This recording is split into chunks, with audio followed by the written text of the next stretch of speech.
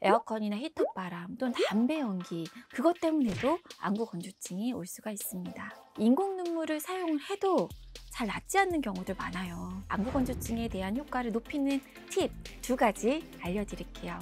자다가 일어났는데 눈이 잘 안 떠지고 힘드신 분들에게는 이 제제가 유용합니다.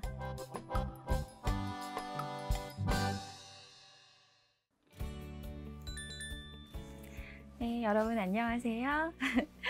식약처 유튜브 구독자 여러분, 그동안 잘 지내셨어요? 저는 여러분의 단골 약사 이승희입니다. 제가 오늘 여러분과 나눌 얘기는 바로 눈에 대한 얘기예요. 여러분은 보통 몇 초에 한 번씩 눈을 깜빡이세요? 일반적으로는 3초에서 5초에 한 번씩 이렇게 우리가 눈을 깜빡이게 되면 그때마다 새로운 눈물이 만들어지면서 우리 눈을 촉촉하게 해주고 또 외부로부터 우리 눈을 보호하는 역할을 해줍니다.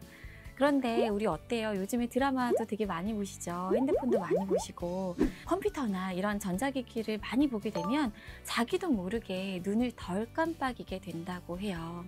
건강보험심사평가원에서 또 조사를 했더니 안구 건조증으로 진료를 본 환자가 무려 257만 명인데 그것도 해마다 늘어가고 있다고 해요.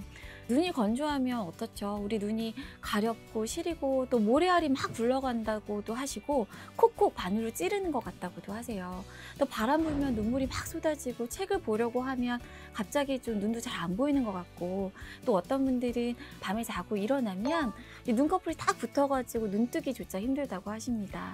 또 피로하고 충혈도 잘 되고 심하면 두통까지 오는데 근데 예전에는 이 안구 건조증이 단순히 눈물이 부족하다 그것 때문이다라고만 생각을 했어서 인공 눈물을 사용하는 거에 굉장히 중심을 뒀었어요. 근데 인공 눈물을 아무리 사용을 해도 좋아지지 않는 분들이 많고 게다가 우리 눈물층에 대한 이해도가 높아지면서 이 안구 건조증을 치료하는 방법이 훨씬 더 다양해지고 또 많아졌습니다. 저희 약국에도요 인공 눈물을 사러 오신 분들 많으신데 나 이거 넣어봤자 불편한데 이거 말고 별다른 방법이 있겠어? 이렇게 생각하셨던 분들이 계셨다면 오늘 영상이 도움이 되실 거라고 생각합니다.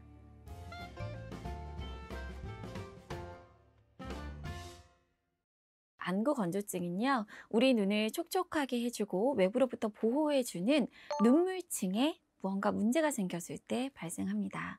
그러면 진짜 눈물층에 문제면 눈물을 넣어주면 되지, 보통 그렇게 생각하시잖아요. 근데 제가 약국에서 취급하는 제품과 또 병원에서 취급하는 제품이 또 다르고 굉장히 여러 가지 방법이 있다고 말씀드렸죠. 이게 뭐가 이렇게 다양하지? 이거를 이해를 하시려면 우리 눈물층을 조금 살펴봐야 돼요. 우리 눈물층은요, 3가지로 나눠져 있습니다. 눈 바깥에서부터 지방층, 눈 가장 안쪽은 수성층, 더 안쪽은 점액층으로 구성이 되어 있어요. 우리가 흔히 생각하는 눈물은 가운데 있는 수성층이에요. 눈물샘에서 만들어지는데 우리 눈물층의 대부분을 차지하고 있습니다.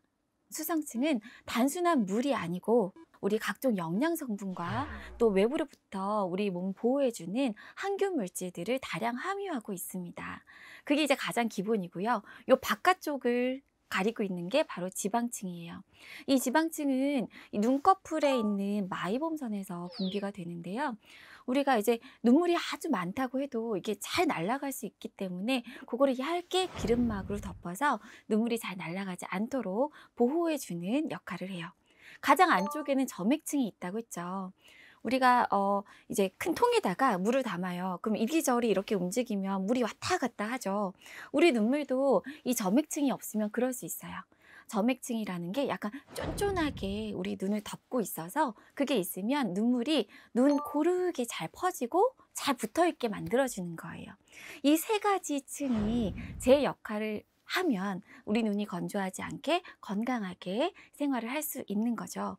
그런데 만약에 눈물이 잘 안 만들어진다. 바깥에 지방층이 모자라서 눈물이 만들어진 눈물이 막 금방 날아가 버린다. 점액층이 부족해서 눈물이 잘 붙어있지 못하고 불안정하다. 이랬을 때는 안구 건조증이 생길 수가 있습니다. 자, 그러면 왜 눈물층이 안정해지지 못하고 문제가 생길까 궁금하시죠? 눈물층에 문제가 생기는 원인은 되게 다양해요. 근데 이 다양한 원인에 따라서 내가 치료 방법도 달라질 수 있기 때문에 대표적인 원인을 좀 살펴볼게요. 첫 번째는 노화입니다. 나이가 들면서 여러 가지 신체 기능이 다 떨어지는데 특히 눈 같은 경우는 눈물샘의 기능이 떨어져요. 노인분들의 34%가 안구 건조증이 있습니다. 어르신들 중에서도 특히 폐경기 여성에게 있어서 안구 건조증 역시 대표적인 증상 중에 하나라고 할 수 있습니다. 두 번째는 내가 가지고 있는 질환이나 약물이 안구 건조증을 유발하기도 해요. 자가면역 질환이 가장 많은 연관이 있다고 알려져 있어요. 그래서 침샘도 마르고 눈물샘도 말라버리는 쇼그렌 증후군 대표적이고요. 류마티스 관절염도 관련이 있고, 갑상선 기능 항진증이죠. 저희 그레이브스 병이라고 하는 자가면역 질환이 있는데, 그렇게 되면 그 질환이 있을 때는 안구가 조금 돌출됩니다. 좀 나와 있어요. 그래서 실제로 눈이 잘 감기지 않는다 그래요. 그러니까 우리가 눈을 자주 깜빡여줘야 눈물도 새로 만들어지고 기름막도 덮이거든요. 그게 안 되는 거죠. 비슷하게 파킨슨이 있으신 분들도 이제 파킨슨이라는 건 도파민이 부족해져서 여러 가지 우리 몸이 운동 기능이 떨어지는 건데, 이 눈을 깜빡이는 것도 잘 안 돼요. 깜빡임이 덜해진다고 하거든요. 그러다 보니까 2차적으로 안구가 건조해질 수 있습니다. 또 우리 복용하는 여러 가지 약물들, 호르몬 약물이나 우리 항히스타민제, 우울증 약물들 또는 요실금약, 이뇨제, 부정맥약, 각종 여러 가지 약물을 장기적으로 드시게 되면 그것 때문에도 안구 건조증이 올 수가 있습니다. 세 번째는 눈 깜빡임이에요. 눈 깜빡임이 덜하게 되면 안구 건조증이 옵니다. 집중을 하다 보면 눈을 덜 깜빡이는 거죠.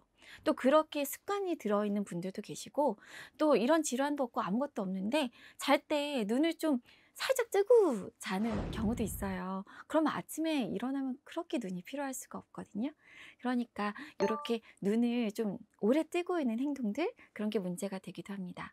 마지막으로 기타 여러 가지 원인들이 있어요. 요즘에는 이런 게 더 중요한 것 같은데, 건조한 환경도 문제가 되고요. 먼지가 많은 환경도 문제가 되고, 에어컨이나 히터바람 또는 담배 연기 문제가 됩니다.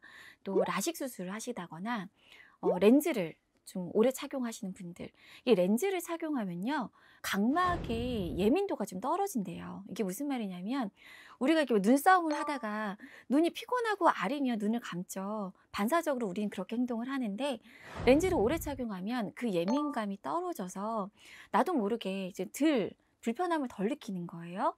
그래서 렌즈를 착용하신 분들이 렌즈 자체만으로도 힘들지만 오래 착용하신 것 때문에 각막이 둔해져서 안구 건조증이 오기도 합니다.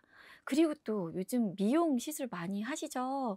특히 여자분들 속눈썹 연장술이나 또 아이라인 문신 하시는데, 그렇게 여기 눈꺼풀을 건들다 보면 지방이 잘 나오지 않게 마이봄선을 잘 막아서 안구 건조증이 오고 눈이 꺼끌꺼끌해지고 이렇게 불편한 증상이 오기도 합니다.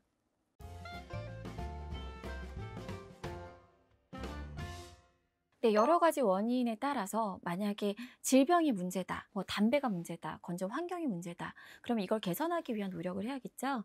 근데 이것만으로 개선이 안 될 때 우리는 도움을 받아야 되고, 이때 가장 먼저 필요한 게 인공 눈물이에요. 약국에서 처방전 없이 사실 수 있는 제제는 주로 수성층에 작용을 합니다. 눈물층의 가장 대부분을 차지하는 층이라고 말씀을 드렸죠. 이 인공 눈물을 넣잖아요. 그러면 얘가 약간 끈끈해서 그 주변에 있는 수분을 잘 모아줍니다. 그래서 수성층을 두껍게, 그러니까 촉촉하게 보습작용을 해준다고 생각하면 돼요. 뿐만 아니라 꺼끌꺼끌한 데 쓰는 윤활작용을 도와주는 안약도 있고요. 또 특이하게 PDRN이라는 재생 성분을 가지고 있어서 각막이나 결막에 이제 스크래치나 상처가 난 그 세포를 조금 복원시켜주는 안약도 가지고 있습니다. 약국에서 사실 수가 있어요. 근데 우리 약국에 오셔서 눈물을 찾으실 때요, 보통 액상만 있다고 생각을 하세요. 물약 형태만. 안구 건조증에 쓸 수 있는 약물로 겔 타입도 있고 연고도 있어요. 보통 눈물을 한번 쓰면 짧게는 2시간, 4~5시간 이렇게 효과가 지속돼야지 되거든요. 근데 쓰고 나면 나는 10분도 안 간대요. 요럴 때는 지방을 좀 해줘야 되거든요. 그런 역할을 해줄 수 있는 게 우리가 겔 타입이나 연고가 있어요. 특히 뭐 자다가 일어났는데 눈이 잘 안 떠지고 힘드신 분들에게는 이 제제가 유용합니다. 약국 그냥 사실 수가 있고요. 대신에 안약과 다르게 이제 연고나 겔은 쓰시게 되면은 시야가 조금 흐려지잖아요. 그래서 평상시에 뭐 운전하다가 넣고 그러면 큰일 나고 밤에 주무시기 전에 사용하시는 게 좋을 것 같습니다. 자, 그런데 인공 눈물을 사용을 해도 잘 낫지 않는 경우들 많아요. 그쵸? 그래서 수성층을 아무리 채워준들 우리가 뭐 지방층이나 점액층이 불안정하면 눈이 이제 건조함이 가시지가 않는 건데요. 인공 눈물을 사용을 하면서 안구 건조증에 대한 효과를 높이는 팁 두 가지 알려드릴게요. 이 팁은 사실은 적당한 인공 눈물을 선택하는 것뿐만 아니라 굉장히 중요합니다. 첫 번째는 뭐냐면 눈꺼풀 전용 세정제가 있어요. 이 세정제로 눈꺼풀을 잘 닦아주는 거예요. 요즘 밖에 얼마나 먼지도 많고 그 유해 물질도 많잖아요. 근데 되게 오셔서 세수를 한들 이게 잘 닦이지가 않아요. 특히 여성분들은 눈화장 하다 보면 이게 잘 막히기 때문에 잘 닦아주고, 그리고 5분에서 10분 정도 온찜질을 해주는 거예요. 그럼 눈에 혈류도 잘 돌게 될 뿐만 아니라 막혔던 게 뚫릴 수 있어요. 그래서 온찜질을 해줍니다. 그 손수건 같은 거를 살짝 적셔갖고 렌즈에 3, 40초 돌려서 찜질을 하곤 했었는데, 근데 하다 보면 이게 좋아지니까 이게 귀찮은 거예요. 이게 씻고 뭐 돌리고 하는 게. 그래서 요즘에는 일회용 온열 안대를 구입해서 사용을 하고 있는데 이것도 효과가 좋은 것 같으니까 참고해 주시면 좋을 것 같아요.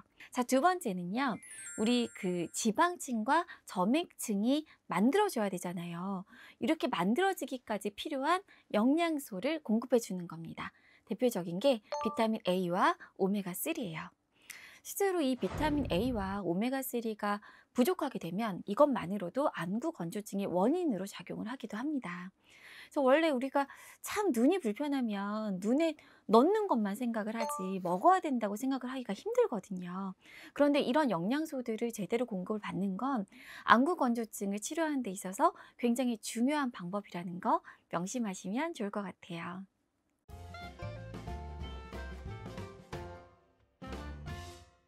그럼 처방을 받아서 사는 건 뭐가 특별히 다를까? 궁금하실 거예요.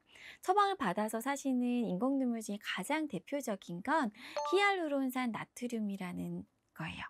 이거는 저희가 처음에 이제 처방 없이 사실 수 있는 인공눈물이랑 비슷하게 약간 찐득찐득 쫀득쫀득해서 이제 수성층을, 그러니까 물을 끌어 모아주는 보습 역할을 하고요. 또 각막의 상피세포를 재생하는 효과도 가지고 있습니다. 그리고 또 얘가 농도가 여러 가지가 나와요. 그래서 환자의 컨디션에 따라서, 환자의 상태에 따라서 의사가 선택할 수 있습니다. 예를 들어 뭐 낮은 농도를 처음에 쓰다가 조절이 안 되면 조금 높은 농도 걸로 다른 처방을 할 수도 있는 거죠. 그런 선택의 폭이 있다는 차이가 있고요. 또 하나 뭐냐면 우리가 아무리 좋은 인공 눈물을 쓴다고 해도 이게 우리 눈물만큼 좋지가 않아요. 만들어내는 눈물은 이게 각종 영양 성분과 또 뭐 리소진과 같은 항균 물질을 다량 함유하고 있어요. 그런데 어떤 분들은 그렇거든요. 나 눈물이 얼마나 많은데 바람 불면 눈물이 이렇게 쏟아진다고. 근데 이거는 하도 눈이 건조하니까 그 유해 환경에 있어서 우리가 우리 몸을 보호하기 위해서 만들어내는 억지 눈물이에요. 그래서 그거를 반동성 눈물이나 또 비정상적인 눈물이다 이렇게 말을 하거든요. 실제로 그 눈물을 보면 항균 물질이나 이런 건 없고 오히려 염증 물질이 가득하다고 합니다. 그러니까 어때요? 눈물을 넣어주는 것도 좋지만 우리가 눈물이 만들어지게 하면 더 좋겠죠. 그래서 처방을 받으시는 약물 중에는 실제로 눈물도 많이 만들어내고 점액층도 많이 만들어낼 수 있는 약이 처방약으로 있습니다. 디쿠아포솔 나트륨이 그거고요. 또 염증 얘기를 했잖아요. 염증이 진행되면서 안구 건조증이 생긴 경우들도 있는 거예요. 그래서 이런 경우에 염증을 억제하면서 동시에 눈물샘을 재생시키는 사이클로스포린이라는 면역 억제제 성분을 이제 처방받아서 사용하는 경우도 있습니다. 네, 이렇게 안약을 사용하는 데 있어서 주의할 점 말씀드릴게요. 하루에 내가 5번 이상 안약을 넣어야 된다. 그럴 경우에는 가급적이면 보존제가 안 들어있는 일회용 안약을 사용하셔야 돼요. 모든 안약이 일회용 타입이 다 있는 건 아니에요. 근데 뭐 어떤 분들은 건조증만 있는 게 아니라 뭐 알러지도 있고 뭐 결막염도 올 수 있고 또 녹내장이나 백내장 때문에 안약을 계속 사용해야 되는 경우도 있거든요. 내가 그렇다 그러면 인공 눈물만큼은 보존제가 없는 걸 선택하셔야 돼요. 이 보존제라는 건 약물이 화학적으로 좀 안정하게끔 도와주는 거거든요. 근데 자꾸 사용하게 되면 눈에는 오히려 각막에 손상을 일으킬 수가 있어요. 그리고 잘 모르고 지나칠 수도 있는데 안약을 넣고 좋아지는가 보다 했더니만 알러지가 오고 충혈이 왔네? 충혈되고 뭐 부었어요. 아, 내가 눈이 약해서 그래. 그게 아니라 사실 보존제 알러지인 경우도 있거든요. 그 특정 보존제에 알러지가 있다. 또는 5번 이상 안약을 넣어야 된다. 이런 경우에는 보존제가 없는 걸 선택하셔야 됩니다.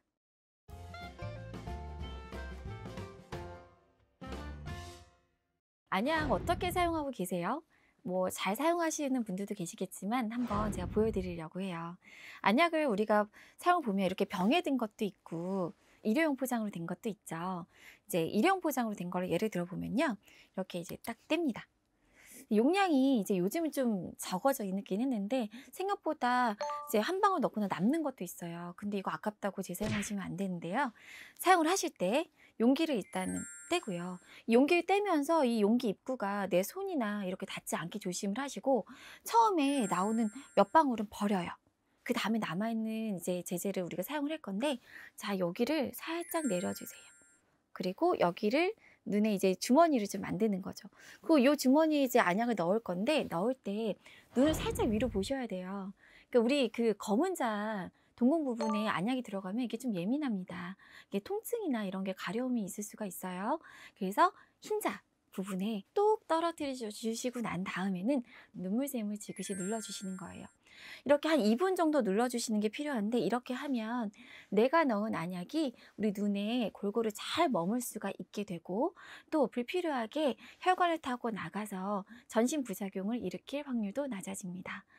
이렇게 예민하신 분들은요 알러지 안약 넣고서 졸리대요. 원래 알러지 안약 항히스타민제가 좀 졸릴 수 있잖아요. 그런 분들 특히 이렇게 지그시 눌러주시고 사용을 하시면 좋을 것 같아요. 또 안약을 넣는 순서 좀 궁금하신 적 없으세요? 안약을 왜냐면 하나만 넣는 경우도 있지만 여러 개를 넣는 경우가 생기거든요. 만약에 안약도 넣고 연고도 넣어야 된다. 그러면 안약을 먼저 넣고요. 한 10분 정도 기다렸다가 연고를 넣어 주셔야 돼요. 또 안약도 여러 개를 넣어야 될 수도 있죠. 이제 보통은 별다른 얘기가 없으면 5분 이상의 간격을 두고 차례차례 넣으면 되거든요. 근데 아까 제가 이렇게 말씀드린 것 중에서 사이클로스포린이라는 안구건조증 치료제는 이 약을 넣고 다른 안약까지 15분을 둬야 돼요. 그리고 히알루론산은요, 이게 약간 쫀쫀해지잖아요. 그러니까 바로 다른 약을 넣으면 그 다른 약의 투과도가 떨어집니다. 그래서 보통 히알루론산은 넣고 30분을 기다려야 돼요. 그리고 다른 안약 중에 제일 마지막에 넣으라고 하거든요. 그러니까 이런 순서들 헛갈리실 수 있고 그동안 잘 모르셨을 수도 있는데 내가 어떤 안약을 사용하시는지 따라서 그 댁 근처 단골 약사님께 상의하셔서 순서와 간격에 대한 팁을 얻으시면 좋을 것 같아요. 그리고 혹시 눈물을 구입하시거나 이제 처방을 받아서 받으셨을 때 박스 혹시 살펴보셨어요? 그 박스마다 보관 온도가 적혀져 있어요. 근데 약마다 보관 온도가 달라요. 어떤 약은 1도에서 30도에 안정하고 어떤 약은 15도에서 25도, 어떤 약은 25도 이하 이렇거든요.